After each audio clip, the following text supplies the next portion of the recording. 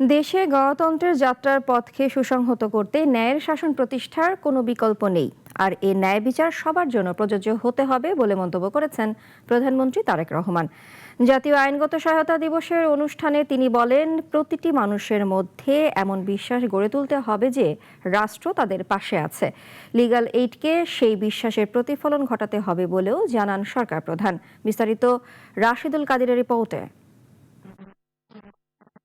রাষ্ট্রের নাগরিক অর্থের অভাবে ন্যায় বিচার বা বিচারিক কাজ থেকে বঞ্চিত হবে, তা গণতান্ত্রিক কাম্য নয় বলে মন্তব্য করেছেন প্রধানমন্ত্রী তারেক রহমান। বর্তমান সরকার বিশ্বাস করে অ্যাক্সেস টু জাস্টিস প্রতিটি নাগরিকের সাংবিধানিক অধিকার। জাতীয় আইনগত সহায়তা দিবস উপলক্ষে রাজধানীর শাহবাগে আবু সাইদ ইন্টারন্যাশনাল কনভেনশন সেন্টারে আয়োজন করা হয় আলোচনা সভার। আর এতে প্রধান অতিথি হিসেবে অংশ নেন সরকার প্রধান।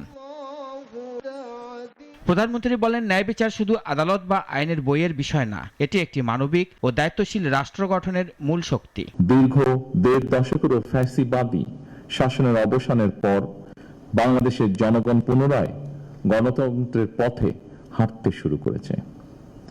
এই গণতান্ত্রিক যাত্রা সুসংহত করতে রাষ্ট্রে ন্যায়ের শাসন প্রতিষ্ঠার বিকল্প নেই, আর এই ন্যায় বিচার সবার জন্যই প্রযোজ্য। সরকার প্রধান বলেন, বিচার বিলম্ব মানে বিচারকে অস্বীকার করা। সে কথা মাথায় রেখেই ন্যায় বিচার নিশ্চিতে দ্রুত মামলা নিষ্পত্তির উদ্যোগ নেওয়া হয়েছে। Justice delayed is justice denied, অর্থাৎ বিচার বিলম্ব মানেই বিচার অস্বীকার। এই বাস্তবতা মাথায় রেখে লিগ্যাল এইডের মাধ্যমে মামলার আগেই মধ্যস্থতার মাধ্যমে বিরোধ নিষ্পত্তির উদ্যোগ নেওয়া হয়েছে।